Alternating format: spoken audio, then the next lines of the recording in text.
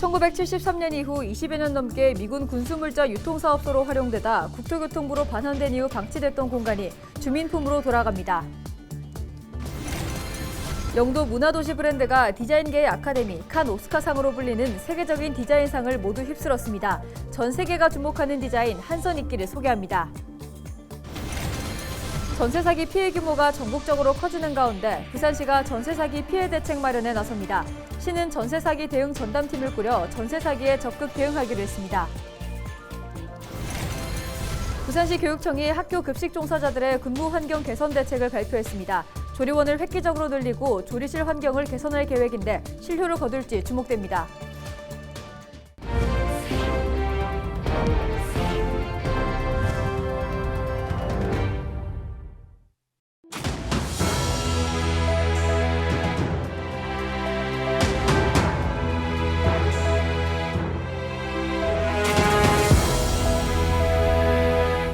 시청자 여러분 안녕하십니까? 헬로티비 부산뉴스입니다. 부산 진구 계금동 일대에 위치한 옛 미군 군수물자 활용사업소 부지에 생활체육시설 설치를 위한 첫 단추를 끼웠습니다.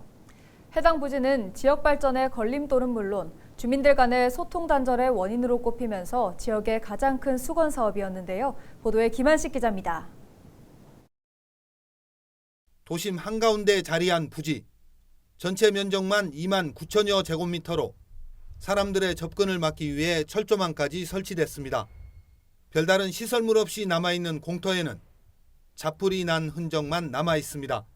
해당 부지는 DRMO, 즉 미군 군수물자 유통사업소가 있던 자리인데 지난 1973년부터 20여 년 넘게 사용돼 왔습니다. 지난 2010년 11월 미군 시설이 이전한 이후 이곳 부지는 5년여 만에 국토부로 반환됐고 이후 이처럼 방치되고 있습니다. 주변에는 아파트들이 줄지어 들어섰지만 바로 옆 마을의 시가는 미군이 주둔하던 그 시대에 멈췄습니다. 방치가 되고 이 쓰레기라든지 불법 투기, 모기 극성이죠. 이 부분이 지금 전부 다 단절이 되어 있어요. 여기 이제 지금 보시다시피 들어오신 데면 입구가 좁고 정말 여기 사람 사는 동네가 아닌 것 같죠. 오랜 동안 비어있던 부지를 시민 편의 공간으로 만들기 위한 움직임이 시작됐습니다.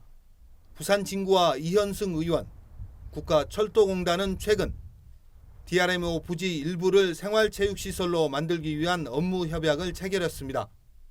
전체 부지 가운데 8,000제곱미터의 실내 체육센터를 건립하고 야외 체육시설까지 조성한다는 계획입니다.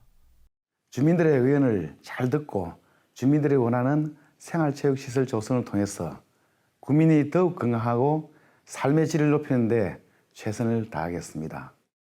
부산 진구는 용역 결과를 토대로 시설 규모나 사업비 편성 등 구체적인 방향을 결정해 오는 2026년 완공을 목표로 하고 있습니다. 헬로티비 뉴스 김한식입니다. 영도 하면 보통 바다, 영도다리 많이 떠올리시잖아요.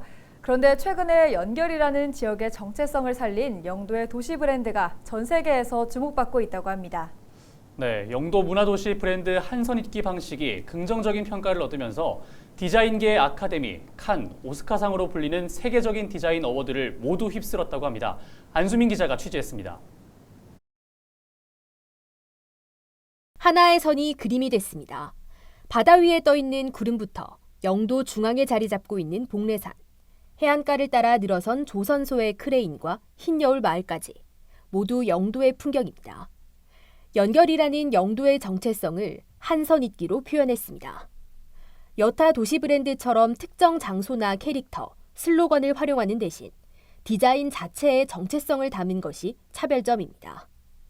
지역의 특성을 정의하고 디자인을 개발하는 데까지 1년여의 시간이 걸렸습니다. 영도는 도시의 섬이라고 하는 특징, 영도다리라고 하는 랜드마크, 그리고 여러 상호 부족, 돌봄, 조합이나 마을회 같은 그런 문화적 특징들을 갖고 있는 것들을 잡아서 저희가 이건 연결의 가치가 되게 중요하겠다. 연결의 가치들을 한선익기라고 하는 방식으로 누구나 쉽게 한선익기를 활용할 수 있다는 점도 특징. 지역 주민들이 영도의 풍경과 인물을 한선익기로 직접 그리고 또 의미를 부여하며 브랜딩에 참여하고 있습니다. 한선익기 방식은 글꼴로도 개발됐습니다. 글꼴 이름은 영도체로 누구나 쓸 수 있게 무료로 배포됐는데 지난해 글꼴 플랫폼에서만 55만 건 이상이 다운로드됐고 홍보물이나 방송, 광고 등에서도 활용되며 영도와 영도의 정체성을 알리고 있습니다. 영도 도시 브랜드는 국내 도시 브랜드 최초로 세계 4대 디자인상에서 4관왕을 달성하며 경쟁력과 우수성을 입증했습니다. 저희만 사용하겠다 생각을 한 게 아니고 누구나 많이 사용하시면서 영도를 기억하시고 영도 문화도시를 기억하실 수 있게끔 했던 부분이거든요. 저희한테는 확산이 정말 중요한 과제여서 영도 문화도시센터는 올해 지역 주민과 시민들, 또 디자이너들을 대상으로 교육을 실시하는 등 영도 문화도시 브랜드가 더 많이 활용될 수 있도록 하는 데 집중할 계획입니다. 헬로티비 뉴스 안수민입니다.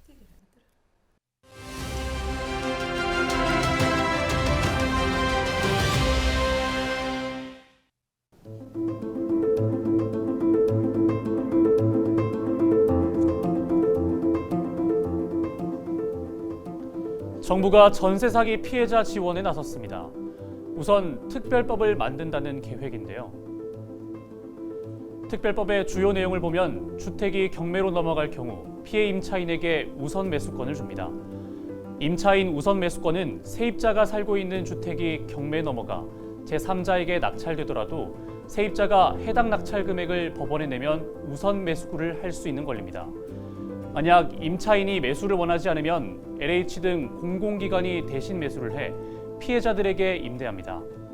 정부는 또 이 특별법이 통과되기 전까지는 경매를 중단하기로 했는데요.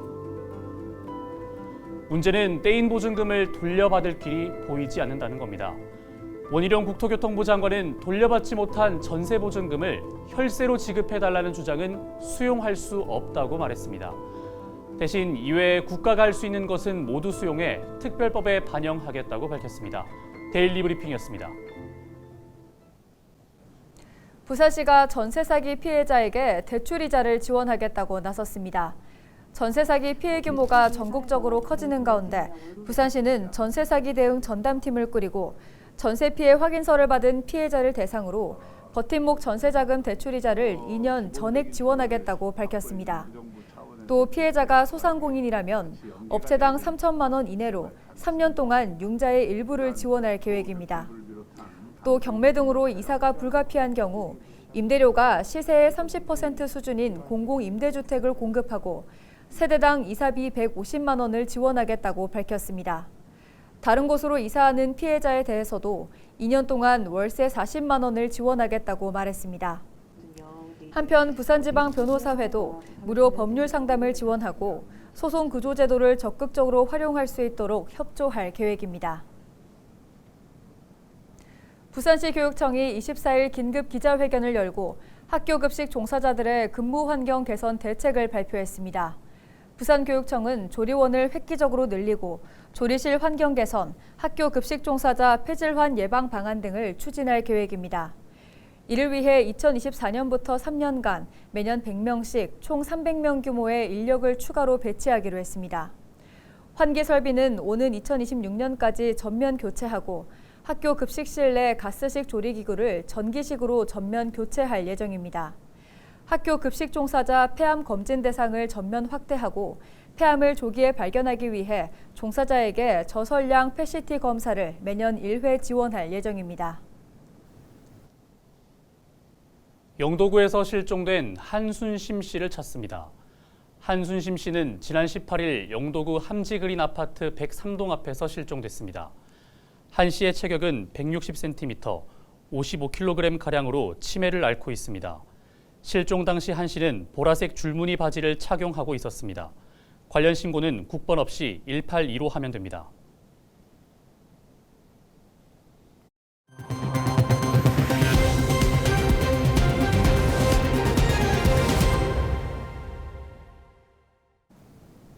한국방송학회가 마련한 정기학술대회에서 지역 성장을 위한 케이블 방송의 역할과 발전 방향에 대한 다양한 논의가 이뤄졌습니다. 이 자리에서 전문가들은 통합 플랫폼의 역할에 주목했습니다. 자세한 내용 김석진 기자가 전해드립니다. 지역 성장을 위한 케이블 방송의 역할과 발전 방향을 논하는 자리. 전문가들은 지금의 케이블 방송은 큰 위기에 처했다고 우려했습니다.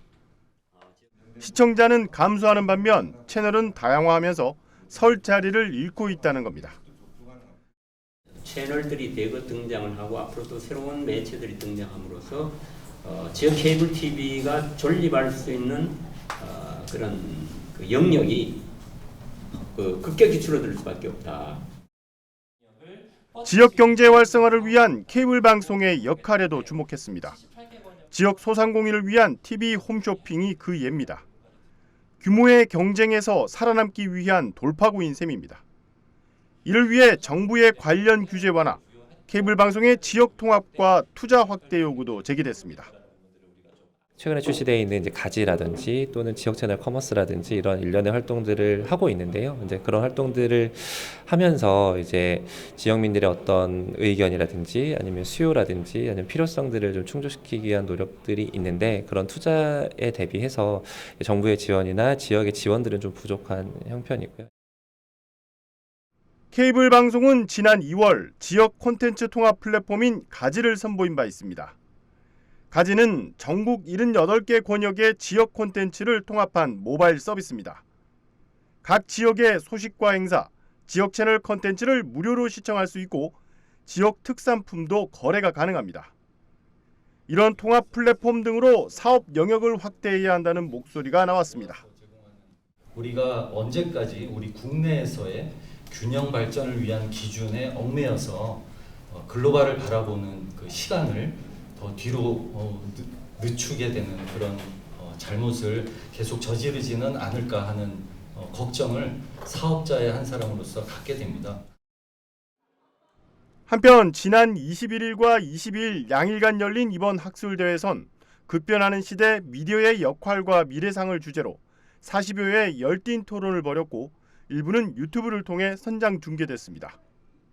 BTV 뉴스 김석진입니다. 기장군과 부산시 한국야구위원회가 한국야구 명예전당 건립과 관련해 변경된 실시협약을 체결했습니다. 이번에 변경된 실시협약으로 한국야구 명예전당은 기장군이 직접 운영하고 건립과 소유권 등도 모두 기장군이 가지는 것으로 바뀌었습니다. 정종복 기장군수는 사업의 주도권을 기장군이 갖게 되면서 조속히 사업을 추진할 수 있게 됐다며 적극적으로 지원하겠다고 밝혔습니다. 현재 한국야구 명예전당 건립 사업은 문화체육관광부의 국립박물관 후보로 선정돼 이달 말 최종 결과가 나올 예정입니다. 한편 지난 2014년부터 추진된 이번 사업은 기장 야구 테마파크 내에 한국야구의 역사를 기록, 전시하는 국내 첫 한국야구 박물관을 조성하는 것으로 2026년 개관을 목표로 하고 있습니다. 오는 9월 기장군 오시리아 관광단지 일대에 수요 응답형 교통인 DRT가 도입됩니다. 관광 DRT는 승객이 DRT 전용 앱에 출발 정류장과 도착 정류장을 입력하면 콜택시처럼 몇 분 뒤 버스가 태우러 오는 방식입니다.